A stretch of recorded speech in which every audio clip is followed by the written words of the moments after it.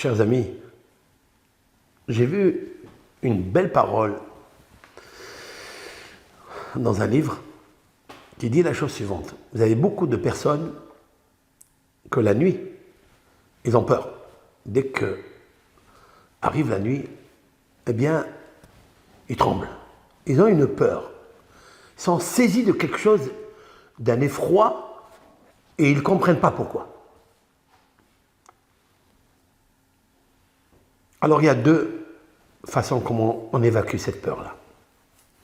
La première, c'est qu'il faut toujours dire, comme dit le Talmud, et c'est ce qu'il a enregistré un de nos grands maîtres de Bagdad, Rabbi Yosef Haïm de Ben Ishai, de dire en fait, à haute voix, avant de rentrer chez lui à la maison, de dire les moutons ou les bœufs ou les taureaux qui se trouvent à l'abattoir, ils sont plus gras que moi. Allez-y les prendre et laissez-moi tranquille. Cette phrase-là, il dit le Gaon Ben Ishai, il a souligné, celui qui est habitué à le dire quand il a la peur, il remarquera qu'elle va disparaître. Les bœufs, les moutons, les vaches qui sont à l'abattoir, ils sont plus grasses que moi. Laissez-moi tranquille. Et il le dit avec une fermeté, avec une force. Ça disparaît. La deuxième chose qu'il faille faire, c'est quand il rentre chez lui à la maison, il prend le coin de son vêtement, de sa veste, et il doit le secouer comme s'il faisait tomber quelque chose avant de rentrer à la maison. Comme s'il laissait derrière lui toutes ces forces négatives qui l'ont suivi, et en fait, qui postent à l'intérieur de lui cette peur, et donc il les renvoie avec ça, il les secoue, comme nous avons l'habitude de faire, écoutez bien, lorsque nous pratiquons la bénédiction de la lune une fois par mois.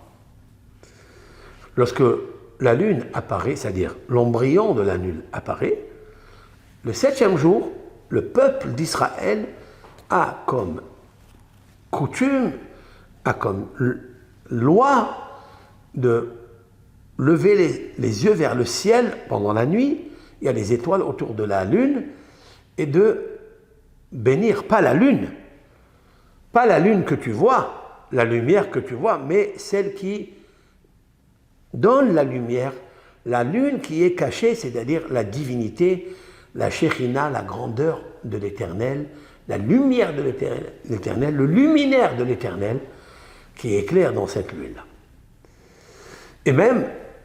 Et on dit que même que toi, la lune, aujourd'hui, tu es petite, tu grandis, tu croissantes, après décroissante, tu vas, tu viens, tu grandis, tu rapetissis, mais sache un jour que tu vas grandir comme la lumière du soleil et tu resteras une lumière stable et forte. Ainsi, le peuple d'Israël, même que pendant des décennies, des millénaires, il est grand, après il est petit, il est grand, il est petit, il croît, après il ne croît pas, il croître, hein? Pas croît. Croît, il croît toujours. Mais croître, ça veut dire il grossit, il rapetissit. Eh bien, il faut savoir qu'un jour, il sera comme le soleil qui brillera parmi les nations. Et c'est ce que les nations d'ailleurs attendent tous, comme c'est marqué soit dans la Bible, dans la Torah, soit c'est marqué dans le Coran, c'est marqué dans le Deuxième Testament. Tout est marqué là-bas. Ça dépend de nous, ça dépend du peuple d'Israël. C'est à toi de faire ce qu'il faut pour amener l'éclairage au monde. S'il y a un reproche à te faire, fais-le. Réprimande-toi, corrige-toi et élève-toi. Car un jour, tu vas croître grâce à ta croyance en un seul et unique Dieu. Et là, on prend les vêtements et on les secoue vers le bas. Pourquoi? Explique le Kaf HaHaim, ce livre-là explique qu'en effet, je vais vous lire ce qu'il dit le Kaf HaHaim, qu'il a amené au nom du Harizal, que il dit ce que tu secoues Le fait de secouer le vêtement, c'est pour faire fuir tous ceux qui sont les rebelles, qui sont autour de toi, qui te veulent du mal. Parce que le beged, voilà, maintenant je vais doucement, parce qu'il y a beaucoup de gens qui ne sont pas de ma communauté qui m'écoutent, je les remercie d'ailleurs, merci pour leur partage et leur rehaussement.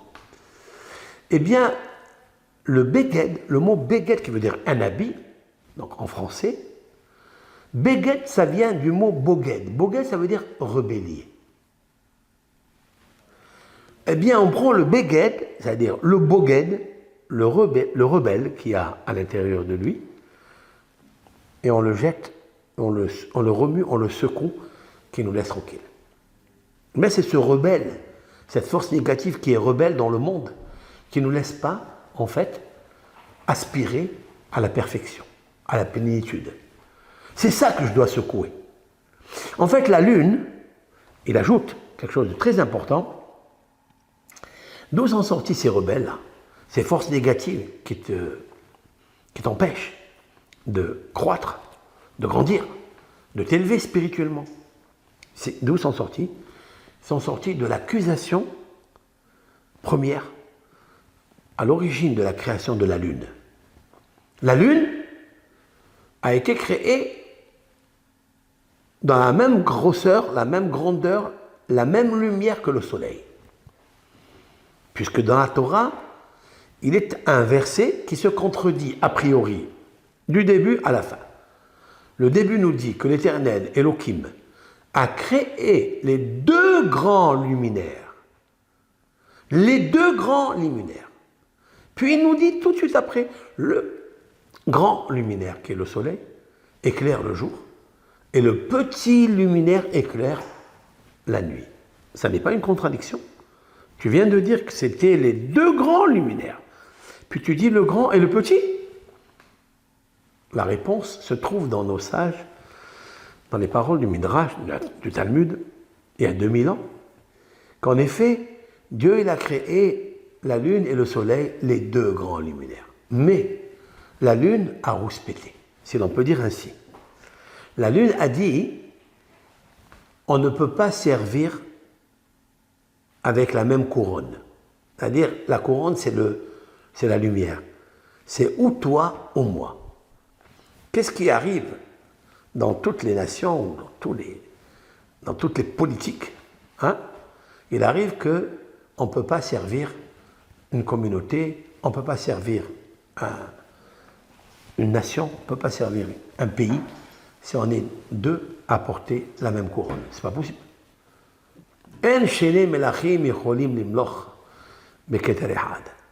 En hébreu, c'est-à-dire qu'il n'y a pas deux rois ou deux reines qui peuvent servir la communauté avec la même couronne. Ce n'est pas possible. Ou toi ou moi. La lune, elle a rouspété. Elle a dit, je ne peux pas faire une chose pareille. Bien sûr qu'il faut comprendre. La lune ne parle pas. C'est sûr et certain que ça relève d'une dimension tellement haute, tellement précieuse, tellement grandiose. Autrement dit, que la lune, c'est celle qui reçoit. C'est la féminité qui reçoit. Et le soleil, c'est celui qui donne. Lorsque Dieu a créé les mondes avec le système séphérotique, autrement dit, des canaux, ou un canal, ou un réceptacle pour recevoir sa lumière intrinsèquement liée avec l'infini, Dieu, il s'est un petit peu réduit, si l'on peut dire ainsi, bien sûr, il s'est réduit pour mettre la lumière dans des vases. Ces vases sont la lune, en fait. Ces vases sont des réceptacles. Ces réceptacles n'ont pas accepté la lumière, donc ils ont explosé et se sont diminués. La lune, faisant partie de cet échantillon, de ces réceptacles qui n'ont pas pu supporter la lumière. Donc ils ne peuvent pas recevoir la lumière alors qu'ils ne l'ont pas de facto d'origine. Et c'est pourquoi un pauvre qui est dans cette dimension de la lune n'aime pas recevoir d'un riche parce qu'il a honte. Parce qu'il ne peut pas recevoir la bonté, le bonheur sauf s'il le fait lui-même, s'il le crée lui-même. Comme dit le Talmud, il est bon pour un artisan ou un paysan, 1 kilo de fruits qu'il a récolté de son semage, de sa semence, de son labourage, de son tout ce qu'il a, les travaux qui sont autour d'une terre et d'une plantation, ils sont 1 kilo que lui, il a mis tel effort, tel sacrifice, ils sont meilleurs que 1000 kilos que son camarade lui vend ou qui lui donne. Qu'est-ce que ça veut dire? C'est la notion justement de la lune qui a rouspété. C'est ce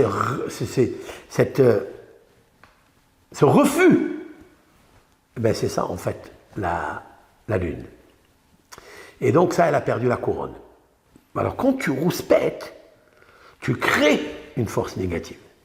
Cette force négative, au moment où tu es en train de bénir, en train de louer l'Éternel dans son monde qui a créé cette lune-là, et qu'on y voit un miracle tous les mois, parce qu'elle est là, on la regarde, et puis 15 jours après, elle disparaît, et puis 15 jours après, elle revient, et on se demande où elle est passée.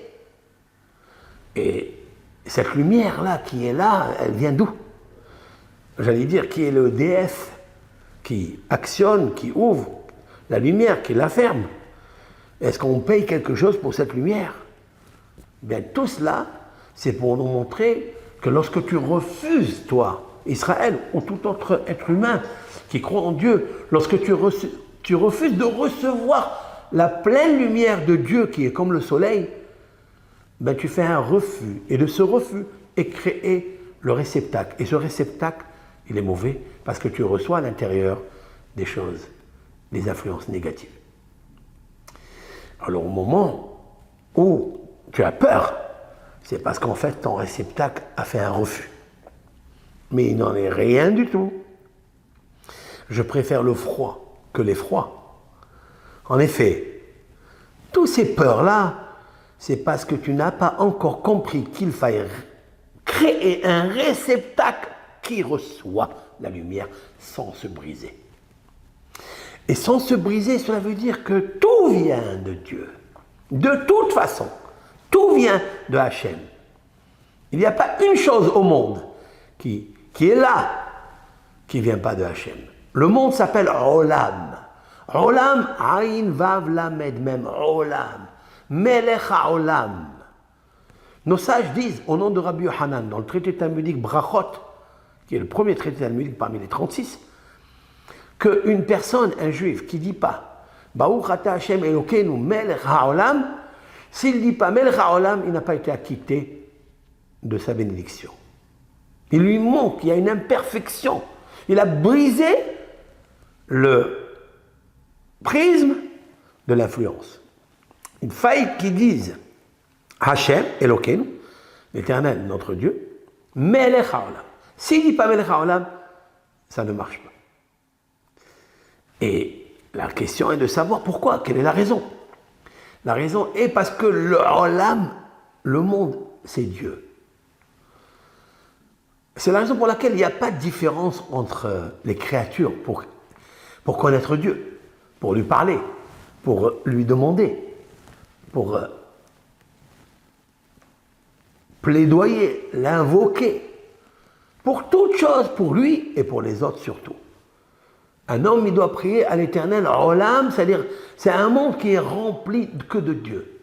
Il n'y a pas un endroit qui est vide de Dieu. Autrement dit que Dieu, ce n'est pas seulement qu'il est unique, ça on le sait, qu'il est unique, mais plus que ça, c'est qu'il n'y a pas une chose qui n'est pas remplie de lui. Et ça c'est extraordinaire. Quand je regarde toute créature, je regarde un juif ou un musulman ou un chrétien ou un bouddhiste, ou tout ce que vous voulez, je dois saluer la divinité qu'il a à l'intérieur de lui. Le Melech HaOlam. Parce que si tu fais une restriction de ça, tu fais un refus dans ta foi, bien à la fois, tu as brisé le réceptacle pour recevoir la foi tout court. de Dieu. Parce que tu te dis, tu es comme la lune, qui ne veut pas recevoir la lumière de celui qui porte la couronne, le soleil, la lumière. Non, tu ne dois pas être comme ça. Alors qu'est-ce qu'il faut? Il faut remuer ça et dire, moi je ne veux pas être rebelle. Je remets ça, je le jette, et je veux recevoir de toi, Hachem, tout. Et croyez-moi, qu'après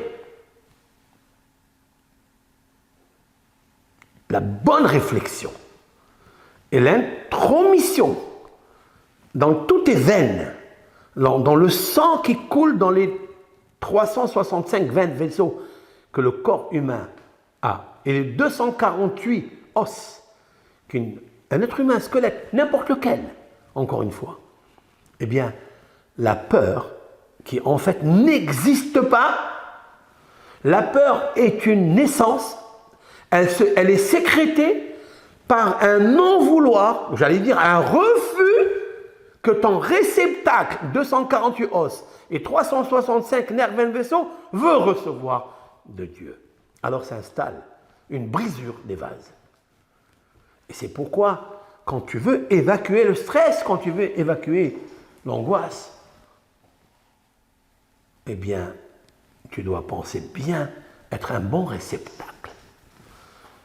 Oui, tu peux être même la lune, même si tu es considéré par rapport aux autres comme un nul, lune, nul, mais cette nullité devient une forteresse en toi. Et puis, toutes les forces fantasmes, ces peurs qui en fait, donc imaginaires, disparaissent. Et c'est la raison pour laquelle tu peux dire à toi-même, en fait c'est ça le secret, c'est que tu dis à tes peurs qui sont à l'intérieur, allez-y manger les taureaux et les vaches et les moutons et les veaux qui se trouvent à l'abattoir. En fait, c'est une idée pour évacuer tout cela, que tu es d'accord de répudier de toi toutes ces forces négatives, influentes à une peur quasi inexistante. Et donc, c'est ça la puissance. Et ça vient la nuit, parce que l'homme, la nuit, s'ennuie. Et c'est pourquoi, quand il s'ennuie, il commence à réfléchir. Parce que la journée, il travaille, il est occupé. Ce qui étudie, étudie. Ce qui travaille, travaille. Et la nuit, il faut faire quoi? C'est tourner, tourner, tourner dans sa tête, tourner, tourner, tourner. À ce moment-là, toutes les forces négatives, les vaches, les veaux, les insectes, ils viennent tourbillonner à l'intérieur de toi et te croquer le cerveau. Qu'est-ce qu'il faut? Jette-les à l'abattoir. Renvoie-les là-bas. De manière forte, sûre, ton réceptacle devient puissant pour recevoir la lumière de Dieu, la foi et l'amour. Kol Tov, bonheur pour tout le monde.